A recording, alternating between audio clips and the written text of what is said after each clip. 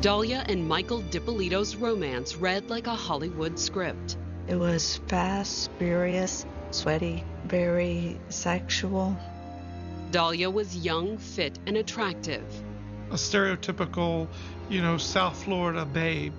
Michael was a larger-than-life bad boy with a dark past. Tattooed Italian, a huge personality, but also has a criminal side. He's done some very bad things. Had he put his past behind him? All of these unexplained events were occurring. Calls were made to his probation officer. He's dealing steroids out of his house. He's dealing drugs out of his house, ecstasy, all kinds of calls. Then one morning, Dallia came home and found their condo surrounded by police cars. Miss Dippolito, is your husband Michael? Okay, I'm sorry to tell you, ma'am, he's been killed. Caught on tape, Dallia's reaction would soon be at the center of a case that asked what was real and what was reality. It was basically a made-for-TV movie from the onset. Boynton Beach, Florida, August 5th, 2009. 26-year-old Dallia Dippolito was at the gym when her cell phone rang at 6:40 that Wednesday morning. The caller was a sergeant with the Boynton Beach Police. Sergeant, he tells her, hey, something happened at the house, we need you to come. Minutes later, Dallia arrived at the condo she shared with her husband, 38-year-old Michael Dippolito. And what she found was the sort of thing most people dread. Yellow tape around the house, crime scene investigator taking photos, fingerprinting the front door. Dallia headed for the condo, but one of the detectives pulled her aside before she reached the front door. Miss Dip. She's just beside herself, crying, doubled over. Apparently in shock, she asked to see her husband. Enemies? Is there anyone that would want to hurt him? Okay, who would want to hurt him? Witnesses said they saw a black male running from me. I can't let you see him, ma'am. Ma'am, I cannot do this right now. Ma'am, I can't do it. I need you. An unmarked car. But before they drove away, she made one last plea to see her husband. Can I go inside my house, please? I can't let you in there. It's a crime scene right now. We need to get all the evidence we can. Is he inside? Yes, ma'am. He is inside, and I can't let you. The answer was no, but it wasn't because her husband was lying dead in the house. In fact, he wasn't in the house, and he wasn't dead either. Dallia had met Michael Dippolito less than a year earlier, in October of 2008. It seems like it was a very, very intense relationship, and it happened extremely fast. We got along so well. We did everything together. Everything was easy, smooth, interesting, fun. We just clicked. At the time, Dallia was bouncing back and forth between a boyfriend in California and her family in South Florida. She went to Catholic school. She, did some college. I mean, she was raised in a nice household. She had a nice family. Her parents were divorced when she was relatively young, but she remained with her mother and a sister and a brother, and apparently her grandparents were very close and lived nearby, and it was a stable environment that included a real commitment to family values. Days after meeting Michael, Dallia returned to California, but she didn't stay for long. And she flew in a week later after we had met, and she stayed with me, and she never left. Soon after she moved in, Dallia introduced Michael to her family. Michael really liked being part of Dallia's family. I think that was one of the things that attracted Michael to Dallia. It wasn't the only thing that Michael was attracted to. She's a very attractive lady. I mean, beautiful hair, beautiful smile, great build. A stereotypical, South Florida babe. Dallia was also able to offer Michael a level of stability. Before they met, Michael Dippolito had lived a turbulent life. Michael was a South Florida transplant who had grown up on the mean streets of South Philly. He's done the best he can to survive with the tools that he was given. I had an opportunity to come to Florida, and, considering, I'm basically homeless, living in an abandoned house in, the Badlands of Philadelphia, the thought of palm trees and, all these nice things of Florida, I'm like, sure, let's go. Some of his business enterprises hadn't been entirely legal. He was involved in boiler room operation where he basically took investors' money and used it for his own personal interests. It was backed by organized crime, and, I'm addicted to the money. The money wasn't all he had been addicted to either. Michael struggled with a drug addiction for a very, very long time. Arrested in 2002, Michael had spent 7 months in prison, and he was still on probation when he met Dallia in 2008. I'm a person that has a bad history. It doesn't make me a bad person. On paper, I probably look like a terrible person. I'm not telling you I'm a saint, but I'm not a bad person. That's precisely what he had told Dallia, too. According to Michael, he hadn't tried to hide his shady past. I would tell her the stories of the trouble I've been in and how I just want to get away from it. I just want to put it behind me and finally be done with it.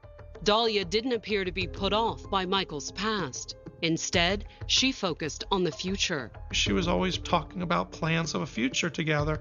And as far as Dallia knew, their prospects appeared bright. Michael told her he had kicked his drug habit and that he had started a new career in internet marketing. He had even saved up more than enough money to buy the couple a brand new condo. Pays cash, goes right into the bank with all the cash and gets a cashier's check and buys this house outright.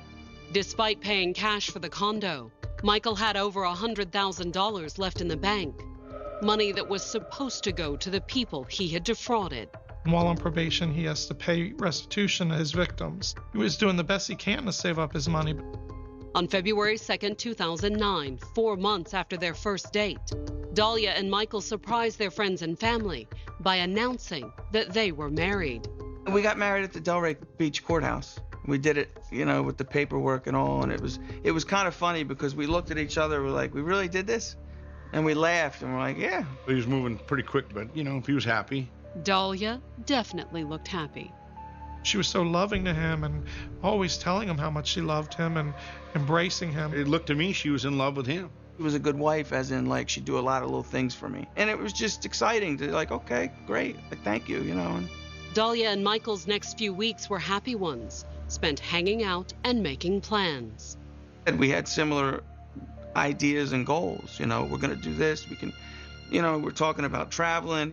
But on March 12th, little more than a month into the marriage, a late-night knock on their condo door threatened to derail the couple's dreams. I go to the door. I see my probation officer, and I see a bunch of police behind him, and I'm like, what? His probation officer's getting calls. He's dealing steroids out of his house. He's dealing drugs out of his house, ecstasy.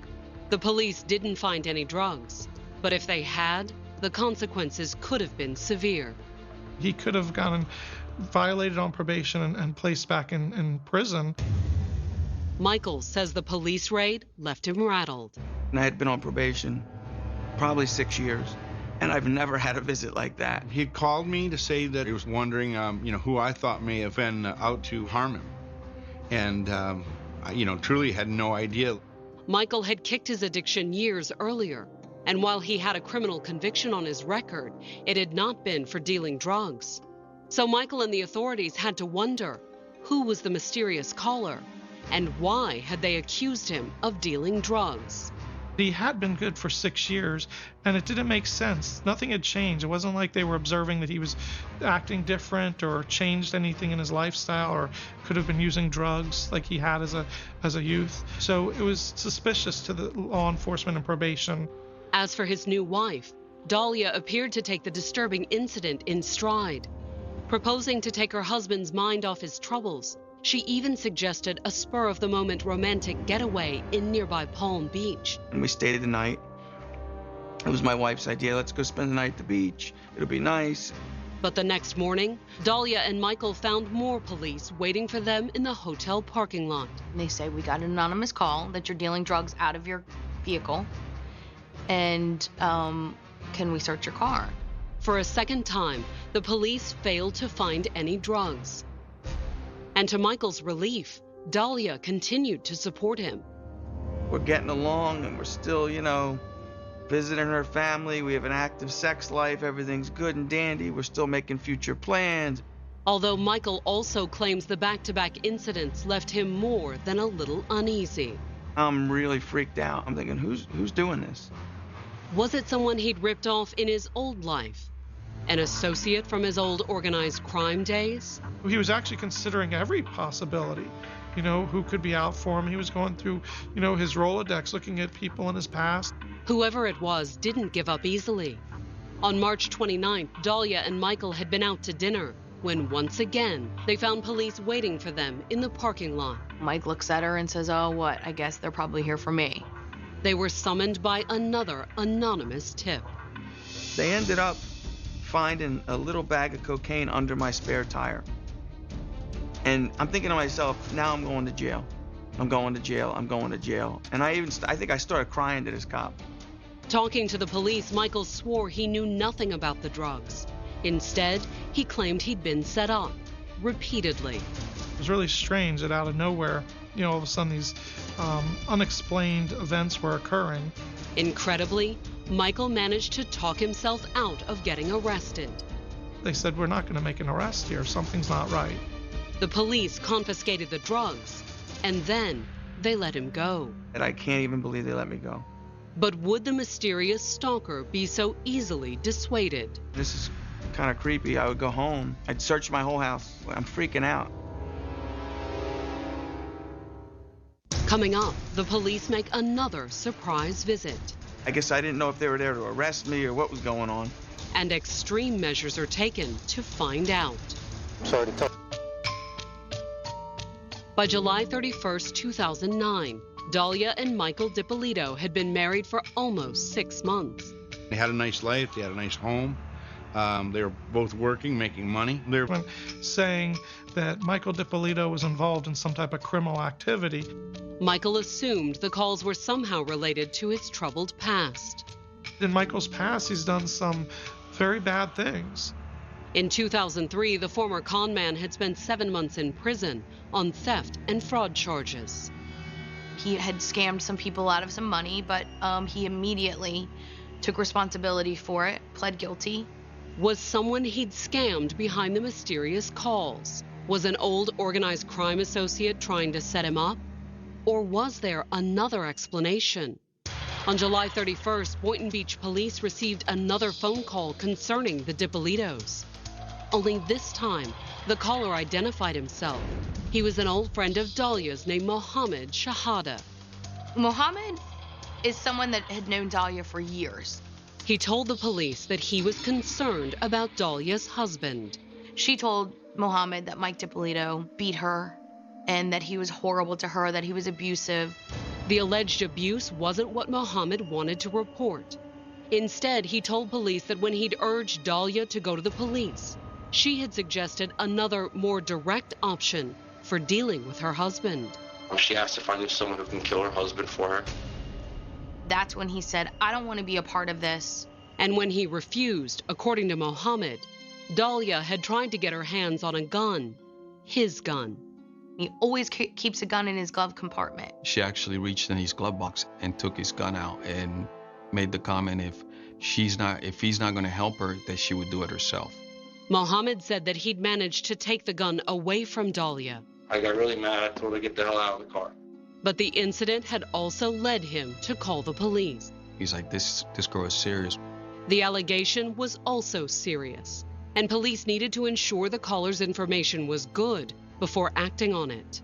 At first you question it, of course. You don't know if it's real or who is this guy. It's not often that a citizen comes, to the police department with this kind of a crazy story. There was at least one way to verify it, however. They had him set up a meeting with Dallia. Prior to the meeting on August 1st, the police hid a surveillance camera in Mohammed's car and wired him with a hidden microphone. In the car, they began talking about making plans to getting somebody to kill her husband. According to Dallia, it was her only option. Me going and filing for divorce, like he'll come after my ass, period. And Michael would have no trouble finding someone to kill her, Dallia claimed. And all his friends are just like organized crime or whatever. But Dallia was determined to beat Michael to the punch and arrange her own hit. She brought some photos of her husband, and she provided the informant a photo of her condo where she lived. And when Mohammed asked Dallia for $1,000 as a down payment, she didn't hesitate. When are you going to give him the money? Today. And as the tape rolled, Dallia got out of the car, went to an ATM, and withdrew the cash. We made her believe that the informant was actually going to get her in contact with a hitman. He just needs the price of the gun. You're sure everything else is okay? Yeah. You're sure? Yo, what more sure can you want? You're planning a murder. Come on. She was just conducting regular business. It didn't even, she didn't hesitate at all. Not at all. Will you smile? Yo, that's something easy to smile about, yo. She laughed through the whole thing and like nothing. But she was planning the murder of her husband. The handoff complete, Dallia got back in her car and drove away, while the authorities contemplated their next move. They know, okay, this is the real deal. The information that this guy was giving us was credible. The surveillance tape, along with the money and photo Dallia had provided, were enough to arrest her for solicitation of murder. But would they be enough to make the charges stick? Law enforcement really wanted to capture her intent and to show that she was absolutely willing to go through with this plan. So on August 3rd, the Boynton Beach police set up a second meeting, this time between Dallia and the supposed hitman, who was actually an undercover narcotics officer. Just want to make sure that, this is what you want. All right? So, you sure you want to kill this dude? Do we really have to? All right. It's just, I'd rather be as less, whatever with you. Dallia didn't want to discuss killing, but when the supposed hitman started talking payment, she was quick to suggest an alternative. I'm going to be going to the bank on Wednesday. I don't know if, I don't know if that's public for you or if that's what's he doing at the bank? He has to pull out money for his business partner. She didn't want to pay a lot of money, actually. She just wanted to, she said, well, I really want you to go kill him at the bank because he's going to have money on him so you could take that as your pay. I don't want to get greedy, but, the money only have $10,000 on him. I'm interested. Exactly. And what she's actually trying to do is finance Mike Dippolito's murder with his own money. And she wasn't about to back down. There's no changing, there's no, I'm determined already. I'm positive, 5,000% sure. All that was left was sorting out the logistics. And are you going to be home Wednesday morning? Wednesday morning, yeah, unless you tell me otherwise. All right. Okay. Do you go jogging in the morning? You go to the gym in the morning? I was going to the gym, yeah. We could have arrested her right after that. Just on that fact of that meeting, we had the intent that this is what she wanted done, and that was enough. But the police didn't arrest Dallia. Instead, they let her drive away, presumably thinking her husband would die 2 days later. And on that Wednesday morning, the police watched as she headed off to the gym at 5:43 a.m. This whole time, we have surveillance on her. As soon as Dallia left, the police pounded yet again on the Dippolito's condo door. I see a bunch of police officers, not regular cops either, I guess detectives or whatever the outfit was. So I'm like, oh boy. And he must have saw my reaction. I guess I didn't know if they were there to arrest me or what was going on. Considering his recent string of run-ins with the police, it seemed like a fair guess. But nothing could have prepared Michael for what the lead detective told him. He goes, look, your wife's gonna have you killed today. You have to come with us. Michael was stunned, but he barely had time to react before he was hustled into the back of a squad car.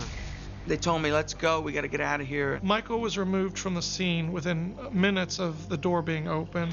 Then, as Michael was driven to the precinct house, the police staged a setup of their own. We were going to set up a fake crime scene around their townhome. Put some yellow tape around the house, have a few marked units, marked police cars in front of the house. It took less than an hour to set the scene. At 6:33 a.m., the police placed a call to Dallia. Mr. Dippolito, this is Sergeant Frank Ramsey, Boynton Beach Police Department. The sergeant asked Dallia to come back to her condo, that there had been a disturbance. But he waited to tell her what had supposedly happened until a few minutes later in the parking lot, in front of the cameras. Mr. Dippolito, thank you for coming. I'm sorry to call you. Listen, we had a report of a disturbance at your house, and there were shots fired. Is your husband Michael? Okay, I'm sorry to tell you, man. He's been killed. He's... Coming up, Dallia learns the truth behind Michael's so-called murder. We filmed everything that you did, recorded everything that you did. Boynton Beach, Florida, August 5th, 2009. Convinced it was all an act. They had her on tape arranging her husband's murder with an undercover policeman she thought was a real killer for hire. Dallia, when meeting with this undercover agent, gave him Michael's. Dallia didn't know that, however. She had been told that he was dead in the house. I can't let him. Even after she's told that, her husband was killed, she wanted to confirm, she wanted to see the body. But the police wouldn't let Dallia in the house. Instead, they had a detective drive her down to the station to answer a few questions. We need to get your husband's killer, ma'am.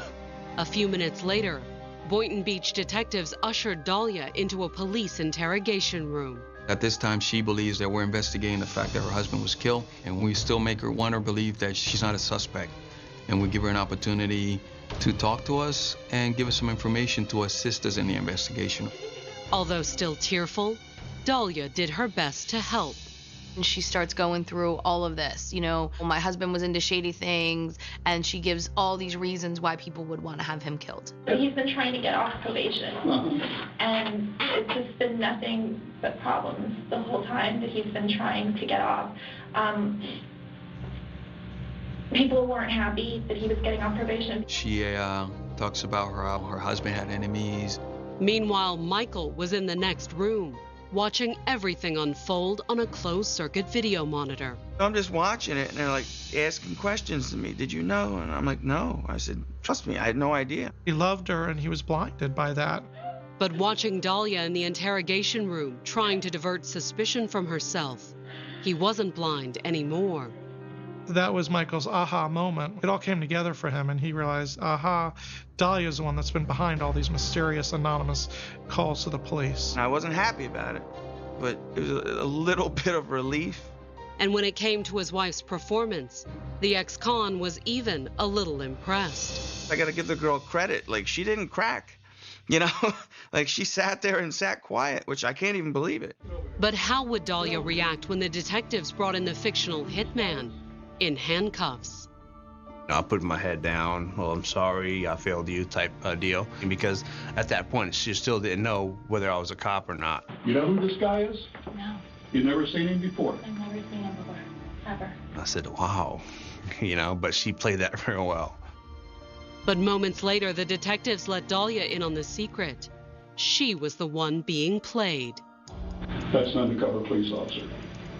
We filmed everything that you did, recorded everything that you did.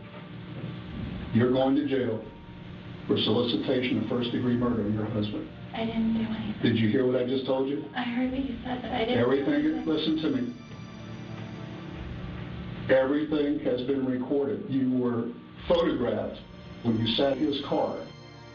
She did not react to that. She was, I think, in shock. It still didn't register in her head what was going on. She just keeps telling them that she wants to go home, and that she didn't do anything wrong. I didn't do anything. Tell me you didn't do anything? I didn't do anything. You're going to jail today. Then, as the detectives cuffed Dallia and placed her under arrest, they brought Michael to the doorway of the interrogation room. Oh my God. He's alive. Come here, please. Come here. Mike, come here. Come here, please. Come here. She wanted him to come inside the room, and of course, he wouldn't. I didn't do anything to you. Mike, come here, please. Come here. Okay. Thank you. We'll take her back to booking, please. Come on.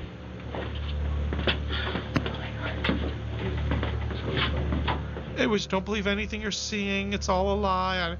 I love you. Come here. And it was just a shock to him. I heard a tape recording, and it was her. And, I'm not dumb as far as, look, we're not here by mistake. So I said, I can't, and I walked away. That was basically it. While Dallia was being booked, Michael finally had the chance to give the detectives his side of the story. In the interrogation room, he filled them in on all the strange things that had started happening within weeks of marrying Dallia. He begins telling us information in reference to things that have been happening since he met Dallia, how he's been set up, where he's found drugs in his car, how people have made anonymous phone calls to the police department. I haven't had this many incidents go wrong in my life, and you know what I mean, in my life, and that I've had since I met this girl. But why would Dallia want to get Michael's probation revoked, much less have him killed? During the sting, Dallia had told Mohammed it was to get away from her husband and his mob connections. But the police suspected another motive, particularly when Michael started talking about the house they owned free and clear and all the money he'd saved, supposedly to pay off his probation. She just wanted his money in the house. I think that was her main concern. She figured if I get him violated on probation, he'll be locked up in prison for 20 to 28 years. And at that point, I can go ahead and just keep the money and keep the home. And when the anonymous phone calls and planted drugs failed to put Michael back in prison? And that's when the plan evolved into the only other way for me to keep his money and his house would be to kill him. From there, the police had everything on tape. Almost an hour's worth of video showing Dallia soliciting the hitman and arranging the murder. Now the question was, would she admit that she had been caught? Once she was booked on solicitation charges, the detectives brought Dallia back to the interrogation room for another statement. I actually ended up interviewing her to see if she would come, clean with what happened. The answer was no. Why did you want Michael killed? I never said I wanted him killed. Yes, you did. It's on tape. I didn't say. It's on tape a lot, so you did. I didn't say that I wanted him killed. I didn't. In the face of copious physical evidence, she continues to deny. And her denial continued even when confronted with actual audio of her conversation with the undercover officer. Was that your voice? You guys are treating me like a criminal, and I'm not.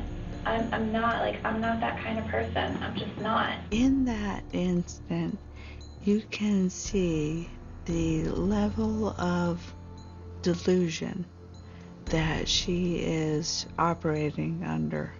But there was one thing that Dallia could not continue to delude herself about.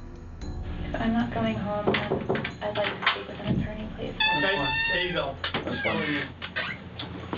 All right, based on that statement, this is going to end our interview, okay? You understand? Can I please still make my phone call? After making her phone call, the Boynton Beach police walked Dallia out in handcuffs and placed her in the patrol car that would take her to the Palm Beach County Jail. I didn't do anything and I didn't plot anything. What was that? I didn't do anything and I didn't plot anything. Dallia's denials continued later that evening when she called Michael from jail. I took the call because I had to. I just had to hear what she was going to say. But it's not possible. What they're saying is not true. How in the hell did I hear it and see it? I heard what you heard. It's not true. I heard what you heard and I saw what you saw. Everything they showed you, they showed me. And how is it not? How are you telling me that? I am giving you my word that it's not true. It's just incredible how this girl sticks to that story. Dallia could deny all she wanted, but within 24 hours of her arrest, millions of people had seen the same video footage her husband had. And in an era of cell phone cameras and flip cams and people, immediately calling the news stations to give them information, we wanted to be able to give it to the media and the public ourselves and explain it properly. And that's exactly what we did. It went viral in 12 minutes. The networks quickly took notice too. It became a national story. And then within a day, an international story. It just had all the right elements, They're a good-looking couple. She was very young. The case was very sexy. It was basically a made-for-TV movie from the onset. Coming up, will the surveillance footage be enough for a conviction? We had video of her talking about this murder-for-hire plot. Or will the plot take a surprising twist? There was West Palm Beach, Florida, April 26, 2011. Just 2 years after marrying her husband Michael in a courthouse ceremony, Dallia Dippolito was back in a Palm Beach County courtroom, only this time she was on trial for soliciting his murder. In August of 2009, a mere 6 months into the marriage, 28-year-old Dallia had been charged with trying to hire a hitman to kill Michael. We had video and audio recordings of her talking about this murder for hire plot. In the year and a half since Dallia's arrest, millions of people had seen that video. Making contact with our detectives at the crime scene went viral. It just spread like a wildfire. According to the prosecutor's opening statement, the tapes prove that Dallia was guilty of soliciting her husband's murder. She wanted Mike Dippolito dead. There is absolutely no. They were the ones being deceived. According to the defense, the deception had started when their informant, Mohammed Shahade, had come forward. The defense was Dallia Dippolito and Mohammed were all in on this together. That Mohammed was a wannabe actor, and that he had gone to the police department and set this whole thing up. And the fact that everything ended up on video was no coincidence, the defense claimed. The defense was that Mike wanted to be on reality television and that this was a stunt to be on reality TV. But Michael had strayed off the script, according to the defense. Dallia's attorney claimed that Michael figured the case would get more attention if the police and the media thought it was a real murder-for-hire plot. He's duped them into representing to you that he is a victim in this case. I was like, oh my God, I mean, couldn't you come up with something better? But then the more I thought about it, I mean, that would have been the best excuse to argue the fact that she's on video saying the things that she was. But that afternoon, when prosecutors started presenting their case, it would be Michael's turn in front of the cameras. He was a key and essential witness for the government to prove their case. In his testimony, he walked the jury through all the strange things that had happened during his relationship with Dallia. How drugs had been planted in his car, how phone calls were made to his probation officer that there were drugs located inside the house. She did it because she wanted the money.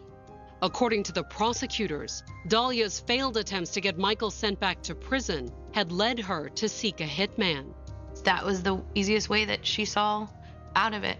But the fact that Michael was on probation for fraud charges would also figure prominently in his cross-examination by the defense. The defense's strategy was to just beat him up and make him look like a horrible person. The guy just badgered me for 3 days on the stand.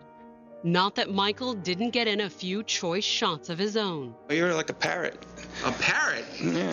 What does that mean? I've been called a lot of things. What's a parrot? You know. Come on. You're winking at the judge. He doesn't know what you mean. What do you mean? Did you do that on probation? Were you on probation? Did you do that on probation? Were you on probation? You know what I'm talking about. I'm just having fun with you. But did the fact that Michael appeared to enjoy his moment in the spotlight mean that Dallia's defense was true? Would he do anything to get on television, even frame his wife in a murder-for-hire plot? Their defense was a reality television defense, right?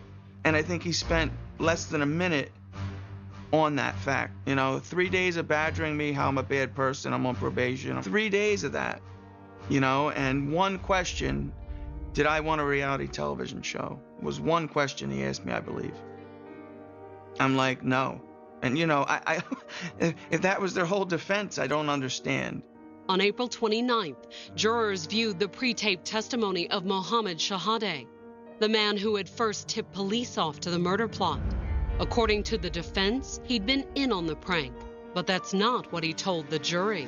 Did you think she was serious about having her husband killed? Yes. Mohammed testified in court. She had told him she was trying to have him arrested, that she was trying to plant drugs on him. Dallia's cell phone records also revealed that she was using another man to call in the anonymous tips to police. I had to read word by word of her text messages, and some of those were like, very graphic and in a sexual manner. She would get a text from a number and text back, "Who is this?" And the person would text back, "Well hung, Kevin." So she obviously is sexting with various people. She was so manipulative. And she used her looks and her body, and she used sex as a tool. But would she try to manipulate the jury? When the defense started laying out its case on May 12th, Dallia didn't take the stand. Instead, the defense turned to a forensic computer expert to help prove that Michael was a man obsessed with reality TV stardom. The expert's testimony focused on Michael's internet search history. There was another Google search for castings, reality TV in Florida, and another one for VH1 castings. Michael's appearance also became ammunition for the defense. They were saying Michael was having plastic surgery and other cosmetic procedures done to get ready for a reality TV show. I just chuckled. I'm like, what? I'm reality television. I'm like, yeah, I'm that interesting, right? Like, what would it be based on? Like, I couldn't even, you want to follow me to Starbucks? I don't know how far we would go with episodes of that. But when the defense rested its case that afternoon, their unorthodox strategy left the prosecutor feeling a little uneasy. There were situations like Balloon Boy. People have committed crimes so that they could become famous. So there was a concern that, gosh, someone might just believe this story. Coming up, the jury delivers its verdict. Wow. I guess even to this moment, I'm still in shock. It wasn't like I went in there saying, oh, I never knew it was going to... On trial for soliciting the murder of her husband, Michael, Dallia Dippolito's attorneys had argued that the whole thing was an elaborate prank aimed at earning the couple a shot at reality TV stardom. Her defense was this was all an act, and that this was all planned by Michael Dippolito, her husband. Whether that was true or not was up to the jury to decide. The wait for the verdict was nerve-wracking for Michael. It wasn't like I went in there saying, oh, I never knew it was going to go that way. You don't. You just don't. You know, even if you're right, you can't be in a courtroom and think that the right thing's going to happen, because a lot of times it doesn't. On the afternoon of May 13th at the Palm Beach County Courthouse, the jury foreperson rose and read the verdict. We find the defendant guilty of solicitation to commit first-degree murder. The reality of the situation didn't appear to faze Dallia. This girl looked like, you know, what just happened? Don't I get to go home first? Or I don't think she got it. Although her conviction appeared to have sunk in by Dallia's sentencing hearing on June 16th. She even broke down and cried as her mother and siblings took the stand and begged the judge for mercy. You know, horrible to watch it unfold as the trial testimony came out. It was pure evil. 20 years, wow. I guess even to this moment, I'm still in shock that she got that. She solicited for murder. Had it not been a policeman, you know, one person would probably be dead. As for her intended victim, he says he still feels something for Dallia. Pity. To just sit there and lie and make up lies about me and gamble with your freedom on those lies. It's like, are you kidding me? For a few $100,000? It's sad.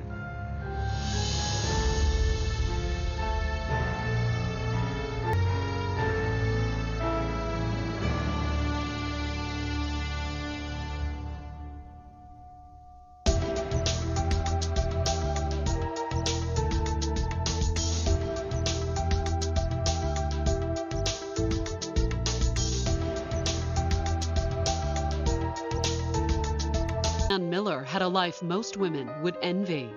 She was attractive, she was intelligent. A successful career and a new baby. She seemed to have it all. She was definitely somebody that people saw as somewhat of a role model. And her husband was just as accomplished. They were living the perfect American dream life. But Anne and Eric's charmed life took a tragic turn as Eric became mysteriously ill. It didn't seem like, they were figuring out what was wrong with him. And by the time the doctors and the police figured it out, it would be too late. They realized they were dealing with a murder. And the investigation would reveal an illicit affair, a shocking suicide, and a poisonous plot, all pointing police to one person. The more we looked, the more the story kept coming back. Battling mysterious ailments. Eric was actually doing research on pediatric AIDS. But in this particular instance, Eric's battle was a lot more personal. He wasn't doing research. He was in a hospital bed fighting for his life. Even though he was sitting there, deathly ill, he was downplaying it, saying that he'd be fine. Eric's doctors weren't so sure, however. It was very mystifying to all the medical people that were working, trying to help him, trying to save him. I mean, it's just a mystery as to why this kid's so sick. Symptoms that you would see either in the flu or some sort of food poisoning. The symptoms had first appeared more than 2 weeks earlier, when an after-work bowling outing led to an 8-day hospital stay. He was throwing up in a bag in the bowling alley because he was trying to continue the game. His wife, Ann, said he remained violently ill, nauseous, throwing up continuously for 3 or 4 more hours until finally, early the next morning, on the morning of the 16th, she takes him to Rex Hospital. He improved, went home, and then later had a relapse and went back in the hospital. And now, all Ann could do was watch, helpless as Eric's condition continued to deteriorate. Nobody's got a clue as to what's going on. But they all knew what was coming. They're not expecting him to recover. They're expecting him to die.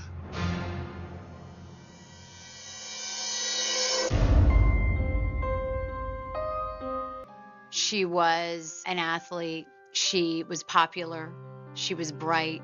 And she was always very polished. Her outer appearance was very important to her, how she dressed, her makeup, her hair, everything down to her fingernails and toenails.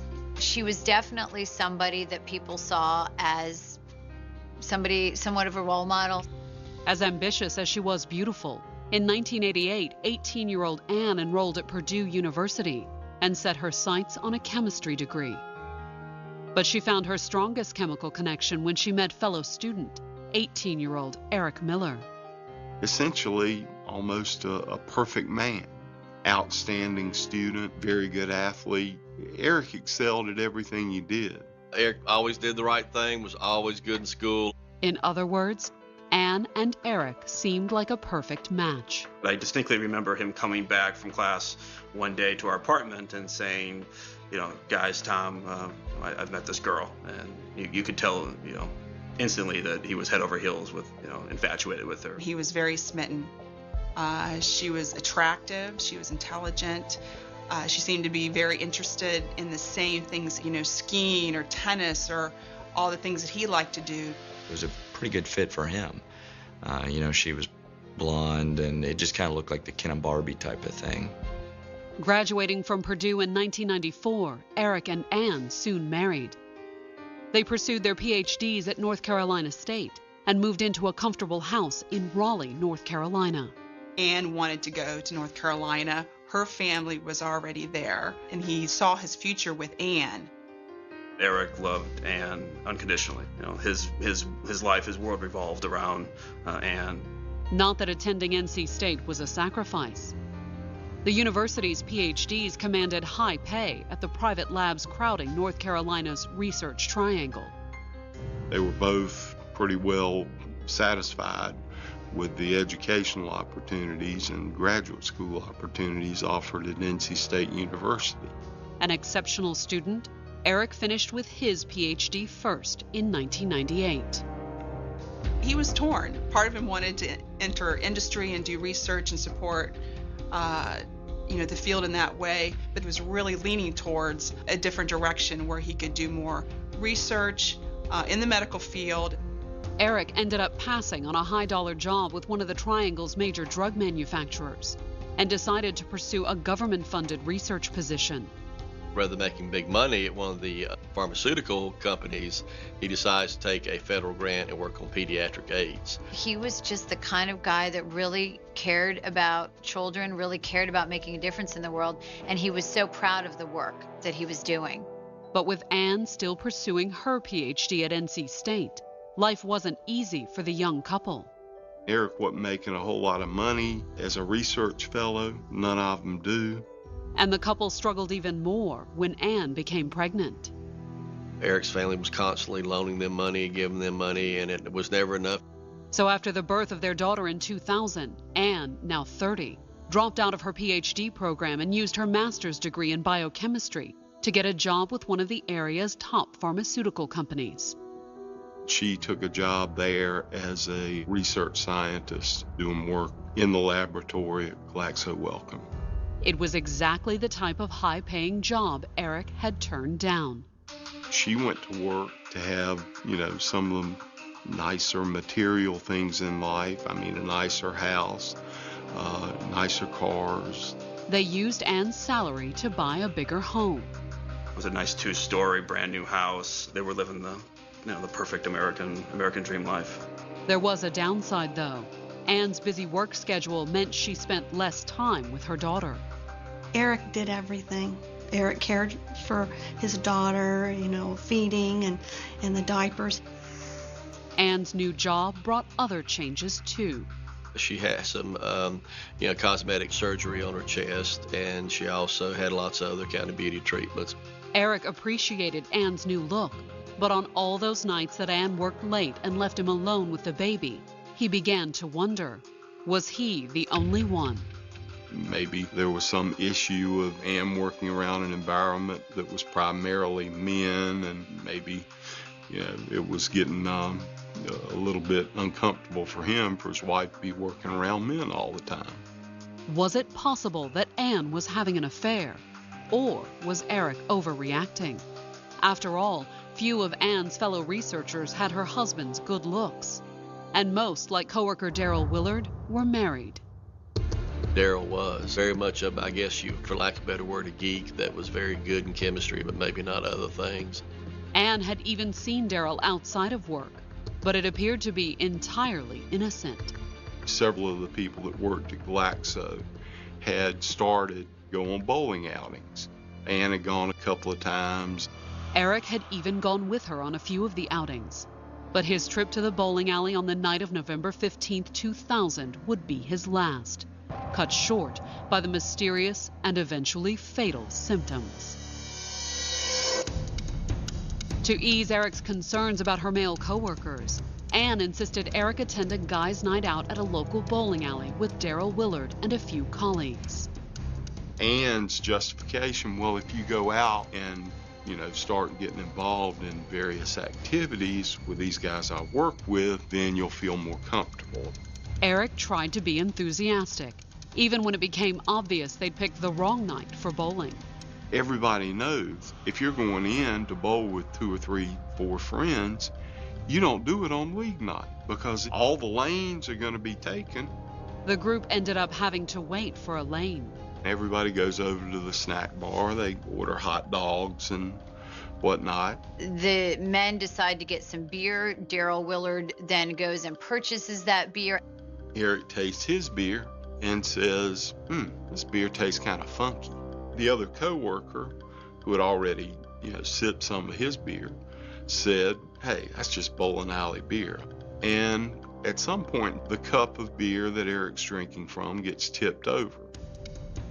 But midway through the game, Eric was suddenly struck down by a bizarre and painful stomach ailment. He's having to bowl with one hand and puke into a trash can with the other. He went home and his wife eventually drove him to the emergency room. Admitted into Raleigh's Rex Hospital, the doctors initially assumed it was something Eric had eaten. The physical effects of whatever was going on with him at the time were like intestinal. Was it simply food poisoning, or was it something else? The initial suspicions were that perhaps he'd been exposed to some strain of virus or bacteria at work. He works in an environment that's very rich in, exotic viruses. The doctors at Rex ran multiple tests, but couldn't seem to find a cause for his illness. They put him through so much, it was just heartbreaking. Blood test, bone marrow, which is supposedly very, very painful. Eric was moved to Rex's ICU, but after 5 days with no improvement, he was transferred to the University of North Carolina Hospital. They make arrangements and transfer him from Rex to UNC Memorial Hospital over in Chapel Hill, primarily because labs are faster. They've got much more, advanced laboratory capabilities at that large research hospital than they do at Rex. The doctors at UNC were no closer to figuring out what was wrong than their colleagues at Rex had been. But slowly, with Ann by his side, Eric's condition started to improve. He was able to be moved out of ICU by, I think it might have been like Thanksgiving night. I know by Friday he was eating and sitting up, trying to get up out of the bed. And on November 24th, after almost 10 days in the hospital, Eric was finally well enough that his doctors sent him home. On Thursday of that week, he actually takes a short walk around his little cul-de-sac neighborhood that he lives in. He's showing lots of signs of improvement. The doctors had never identified his mysterious ailment, however. And on November 30th, just 6 days after his homecoming, Ann would once again be rushing Eric to the hospital. He ends up getting taken back to Rex Hospital, the emergency room, because these symptoms have reoccurred. Coming up, the doctors make a startling discovery. Someone was trying to kill him. And the police search for the perpetrator. A Raleigh, North Carolina hospital after battling a mysterious illness. Eric Miller had spent the last 6 days recovering at home with his wife Ann by his side. He started to really come around. In fact, he was eating. It's like somebody's just wrenching out his insides. Ann rushed Eric back to Raleigh's Rex Hospital, but the doctors there were just as mystified as ever. It was just very, very frustrating because it didn't seem like, they were figuring out what was wrong with him. Over the next 24 hours, Eric's condition continued to worsen. I remember him saying that, he saw like a devil or a Red Bull, and he was hallucinating. He was seeing things that wasn't there. As he hallucinated, the doctors and even his sister had to restrain Eric. He literally was thrashing on the table, and I remember laying on top of him and putting my body on top of him and trying just to calm him down and tell him that it would be okay. After more than 2 weeks of wondering whether her husband of 7 years would live or die, it was more than Ann could take. And she's like, I just gotta get out of here. I gotta get out right now. I can't take this anymore. And she just ran out of the room. There was little Ann or any of the doctors could do. It was rapidly becoming clear that this hospital stay would be Eric's last. He started having problems with his vitals. They couldn't figure it out. Then, on the evening of December 1st, a breakthrough.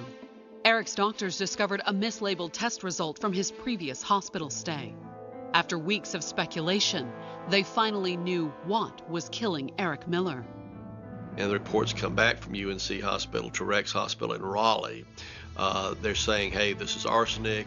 They determine, based on those test results, hey, this guy's got huge amounts of arsenic. At that point, they didn't know if he was poisoned or if it was an environmental cause. But since it could be poison, the hospital immediately contacted the Raleigh Police Department with the information. Although by the time detectives arrived at the hospital, it was too late. By the time we, get out there, try to interview Eric, he's not in a position or able to provide us with a whole lot of information. Instead, when the police tried to limit access to the room, Eric used what little strength he had left to ask for Ann. And Eric said, oh no, I've got to have Ann. With Ann at his side, Eric Miller died early the next morning. He was only 30 years old. The next morning, both Eric's and Ann's families gathered at the Miller home as Ann began making funeral arrangements for her late husband. Meanwhile, Raleigh detectives went to Eric's lab, hoping to find the source of the arsenic. He was a scientist, so obviously the first thought is, well, maybe he came in contact with something where he worked. But the detectives found no evidence that Eric could have been accidentally exposed to arsenic while working at the lab. They realized they were dealing with a murder case. This is somebody intentionally giving him arsenic in an effort to poison him. But who? Once again, the investigation started at Eric's lab. I mean, we looked at Eric's co-workers, looked throughout Eric's background, trying to find some hint of something that was hidden in his lifestyle and his background that would lead somebody to do this to him. The investigators also had to rule out Eric's wife, Ann. Obtaining a warrant to search the Miller home, they failed to find any arsenic. But searching Ann's lab 2 days later, the police did find an arsenic compound called sodium cacodylate, which on its own wasn't all that suspicious. In a research laboratory, I think that was available. That certainly would have been an issue, that it's something that maybe ordinary folks didn't have access to, but she was in a position to have. However, evidence of arsenic wasn't all the search turned up. When we cracked open Ann's work computer, we were able to determine, hey, this girl's, she's been having affairs. Based on what the police found on Ann's computer, she had been having an affair with a married coworker named Daryl Willard. There was uncovered a lot of emails between Ann and Daryl, which obviously appeared to be romantic in nature. Was it a coincidence that Ann and Daryl's affair seemed to parallel Eric's mysterious illness? They first started getting together in October of 2000. The lovers had even spent a weekend together in early November. We discovered records indicating that Ann and Daryl had flown on the same airplane, seats side by side, to Chicago. And it wasn't a business trip. They took off on a Friday afternoon, checked into the Ritz-Carlton later in the day on Friday, registered as Mr. and Mrs. Daryl Willard, spent the weekend there ordering an awful lot of room service, and then flew back into Raleigh on Sunday. 4 days later, Eric fell ill for the first time. But did the affair with Daryl Willard prove Ann had killed her husband? After all, she wasn't with Eric at the bowling alley when the first poisoning symptoms appeared. Eric Miller is bowling with Ann's colleagues, with Ann's friends, and one of them is Daryl Willard. Questioning Ann and Daryl's coworkers over the next few days, the police discovered that Eric had been out with his wife's coworkers before. But his last trip to the bowling alley had been different, largely because it had been Daryl's idea. Everybody said this was very unusual that Daryl had put all this together. I mean, he had gone along on several that had been set up by other people that he worked with, but he had never set one up. It just wasn't Daryl wasn't the kind of guy to do this. Even more unusual, Daryl had bought everyone a round of beer while they waited for a lane to open up. Daryl goes over to the bar and orders a pitcher of beer. He comes back with 3 cups of beer and a pitcher. Beer's already poured in the cups. Daryl serves the beer. Daryl Willard hands the beer to each person, including Eric Miller. And as several coworkers recalled, there had been something wrong with Eric's beer. Eric tastes his beer and says, this beer tastes kind of funky. At the time, Ann's coworkers hadn't thought much of it. The other coworker, who had already, sipped some of his beer, said, hey, that's just bowling alley beer. I mean, it's not the best stuff in the world. It's okay though. But now investigators couldn't help but wonder, had Daryl Willard served Eric more than just bowling alley beer? Shortly after drinking that beer, Eric Miller became violently ill. In fact, they said he was throwing up in a bag in the bowling alley because he was trying to continue the game. For police, the timing pointed to just one possibility. Daryl obviously poisoned Eric at the bowling alley. Coming up, Raleigh police questioned Daryl Willard. Daryl comes to the doors fully expecting to go to jail. And the case takes a shocking turn. All of a sudden, this person in connection with the murder investigation was dead. Carolina, December 5th, 2000. Ann Miller's husband, Eric, had been dead for 3 days, poisoned by arsenic. And while the Raleigh police initially suspected Ann may have been behind her husband's murder, Eric Miller's family was adamant that she was innocent. Right after Eric's death, Eric's family is very protective of Ann. very angry at the police department for even looking at Ann, even talking to Ann. No, it couldn't have been Ann. You know, Eric loved her. Eric wouldn't have picked somebody like that. And if there were any lingering doubts about Ann's love for Eric, her behavior at the service seemed to put those to rest. She was somehow involved. Following the service, Ann was inconsolable, sobbing one word over and over: why? The critical question in any homicide investigation is always why. Why is this person been murdered? And from why, you get who. But even as Ann sobbed, Raleigh police thought they knew the answer. On December 4th, the day before the service, the investigators had uncovered emails and other evidence suggesting that Ann had been having an affair with a coworker named Daryl Willard. They were colleagues, they worked side by side, and eventually, sometime investigators believe in the fall of 2000, she developed what appeared to be a romantic relationship with him. It was only a few weeks later that Eric had first fallen ill, after he had gone out for beers with several of Ann's male coworkers, including Willard. Based on the clinical symptoms that Eric presented over the next few hours and into the next day, that was probably when the arsenic was delivered to him in that cup of beer. On Sunday morning, January 21st, nearly 2 months after Eric's death, Raleigh police knocked on Daryl Willard's front door. He appeared to be expecting them. Daryl comes to the door, and Daryl has the distinct look on his face of someone who is fully expecting to go to jail. That the next thing was going to happen was I was going to reach out with a pair of handcuffs and handcuff him. While officers searched through the house, Detective Chris Morgan took Daryl aside for questioning. Myself and one of my detectives went out the car with Daryl. He had a seat in the back. Questioned by the detectives, Daryl insisted he had nothing to do with Eric Miller's death, but Detective Morgan suspected he was hiding something. I said, Daryl, I'll be honest with you. From the phone records, from the emails, from everything that I know about this case, I think you've been used by a woman. Daryl Willard looked up at me and said, yeah, she did a good job of it. But just as he appeared to be on the verge of a confession, Daryl ended the interview. The next thing out of his mouth was, I can't talk to you anymore, I gotta call my lawyer. The search of the house failed to produce any traces of arsenic.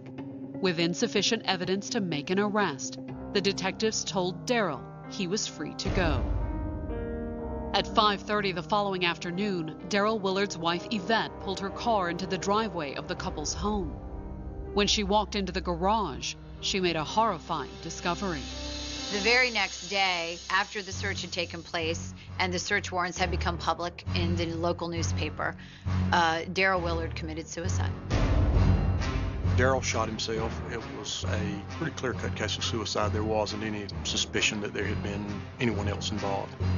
In a note left tacked to the wall, Daryl Willard had written an apology to his family. He also explained that he had been wrongly accused of Eric Miller's death. With their prime suspect dead, the investigation had hit a huge roadblock, and the authorities began to worry whether they would ever get the evidence to bring Eric's killer to justice. I had a conversation with a newspaper reporter, very good friend of mine, and he told me, it's too far gone. You know, your natural witness killed himself. We didn't have sufficient evidence to proceed on a charge, and so we were scrambling, trying to find any way that we could possibly get sufficient evidence of what happened. Hoping to get the case back on track, the cops went to question Daryl's widow Yvette the next day. She said, Daryl confessed he had an affair with Ann to me. He told me that he didn't have anything to do with Eric's death, and he told me that he had been to see the lawyer, Rick Gammon. That much the investigators already knew. But then Yvette dropped a bombshell. Rick Gammon told him that he could be charged with attempted murder. that led us to believe that he had shared information with Rick Gammon that might have in some way inculpated him or Ms. Miller. Unfortunately, Darrell Willard hadn't told his wife just what he'd said to his attorney, leaving police with only one option. We got to find a way to make Rick Gammon tell us what Darrell told him. But when the detectives went to Rick Gammon and requested the information, he refused, citing attorney-client privilege. Rick, who's a wonderful man, a wonderful attorney, is bound by his legal ethics and that you say nothing from your clients. Undeterred, the investigators and the Wake County District Attorney's Office sought a court order for the release of Gammon's notes. In their filing, they argued that the need to protect Darrell Willard's confidentiality ended with his death, a position his attorney vehemently opposed. When you tell your lawyer something, you have the assurance that it's confidential and that it will not be shared. As the legal battle shaped up, Ann Miller packed her bags, took her 1-year-old daughter, and moved in with her sister in Wilmington on the North Carolina coast. She wanted to get away from Raleigh. I think she wanted to get away from the attention that this case had become so high profile. But soon after Ann left town, new information would send speculation about Eric's death into overdrive. And it would have the investigators wondering whether Ann would get away with murder. On May 10, 2001, 6 months after Eric Miller died in a Raleigh hospital, the investigators received the coroner's report on his death. To their surprise, they learned that Eric had somehow received a final dose of arsenic after he had been admitted to the hospital. But that wasn't the only shocking news. Strands of Eric's hair indicated exactly when the poisoning had started. He had been receiving small doses of arsenic for a long period of time. At least 5 to 6 months worth of time in which he was getting some sort of arsenic put into his system. Ann is the only one that had the constant access to Eric to give him all these doses. However, according to the coroner, those small early doses weren't enough to kill him. It was almost like she sort of played around with it in the beginning, a little dose here, a little dose there, but then when it gets really into the late fall and in the winters where she really becomes very serious with it and decides to give him the fatal dose. The investigators believe the first attempt on Eric's life had come on November 15, 2000. That was the night Eric had gone out for beers with Ann's lover, Darrell Willard. We think Ann had talked Darrell into poisoning Eric, and I think based on the fact that he ended up killing himself, I think he realized that he was in over his head and he had been manipulated beyond things that he would normally do. But because his beer had spilled at the bowling alley, Eric had survived the first poisoning attempt.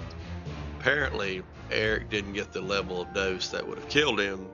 Then, a few weeks later, he fell fatally ill after he and Ann celebrated his release from the hospital. They went out to dinner. The only person alone with Eric at the time was Ann. Coming up, prosecutors keep fighting for information from Darrell's attorney. They wanted to make sure they had every nail in the coffin. But would it be enough to prosecute Ann? At no point until we had that information did we feel like we could go forward. By spring of 2004, Ann Miller had done a lot to put her husband Eric's death behind her. Not only had she left Raleigh with her 1-year-old daughter and moved to Wilmington, she was no longer Ann Miller. In November of 2003, almost 3 years after Eric's death, she'd married a man named Paul Kontz. He was in a Christian rock band, and she kind of settled into a very domestic life. But whether she called herself Ann Miller or Ann Kontz, Raleigh Police and the Wake County District Attorney's Office still considered her the prime suspect in Eric's poisoning.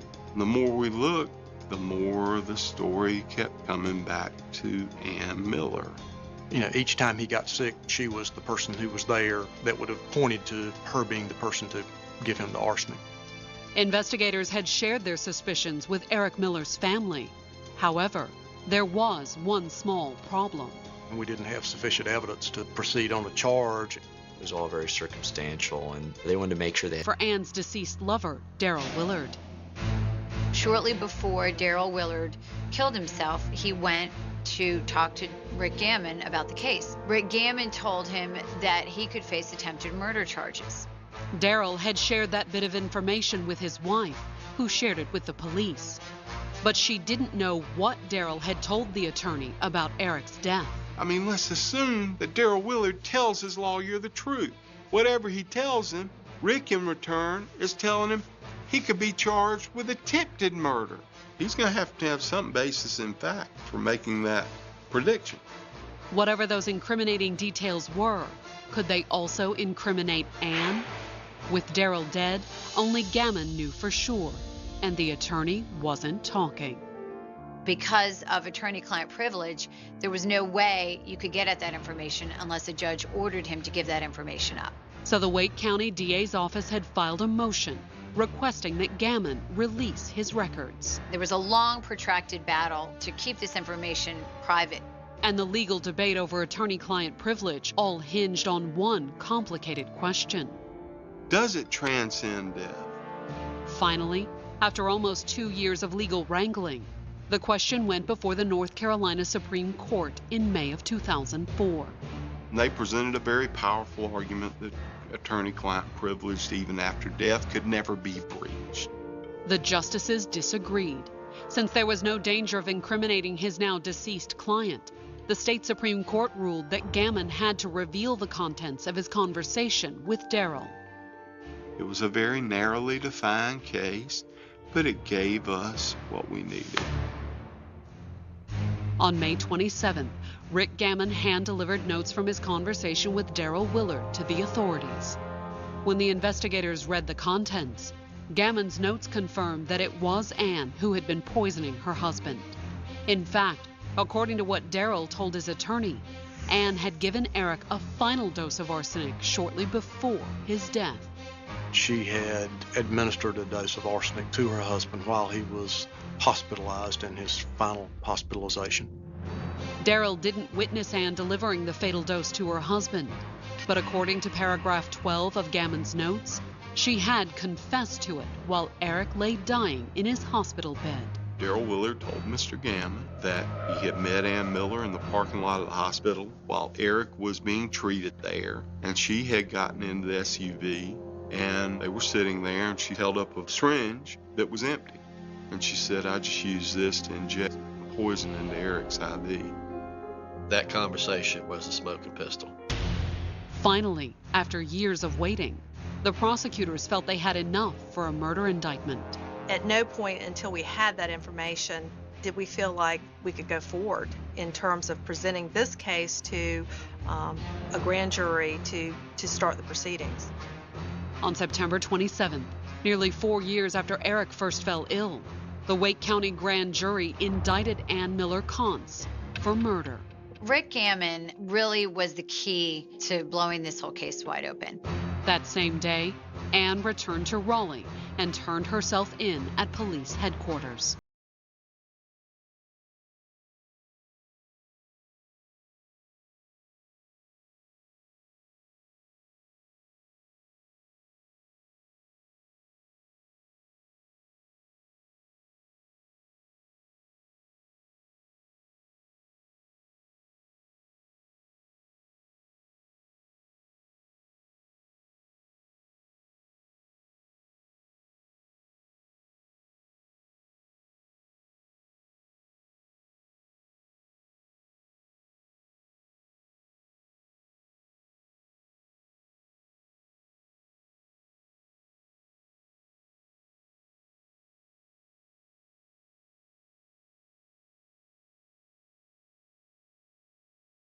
All smiles that day because she thought this was it.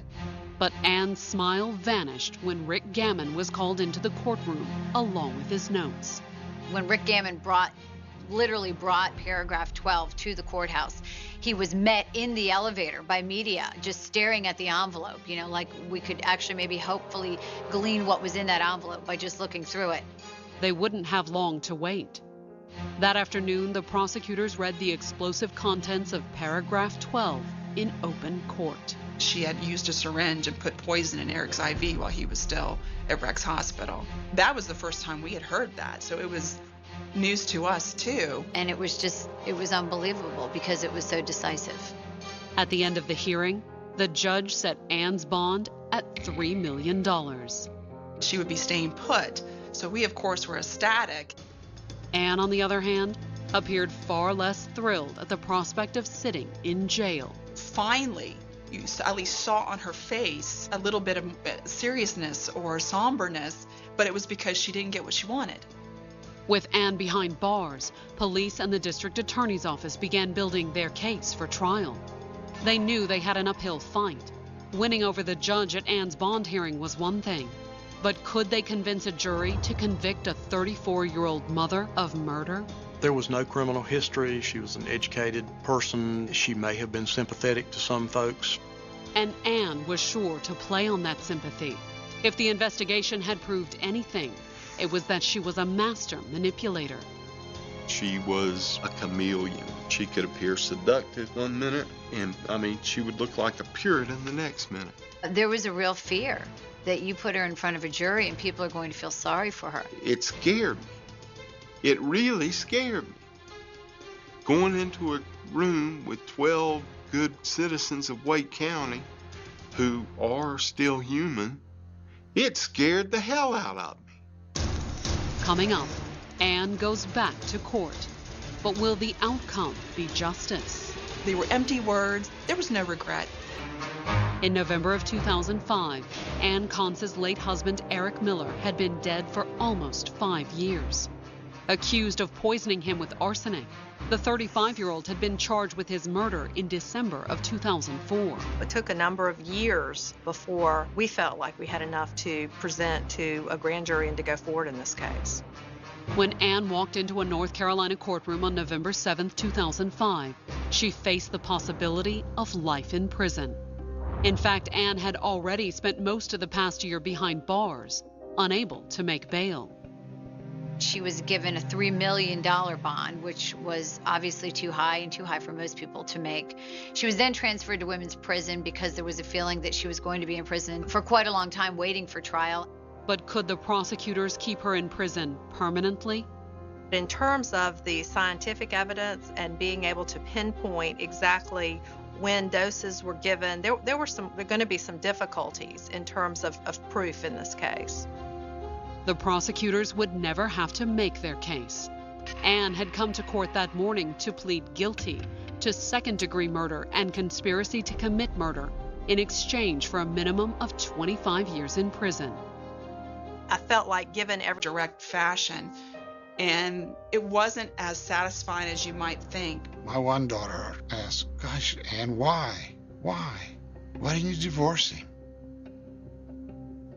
Why take his life?"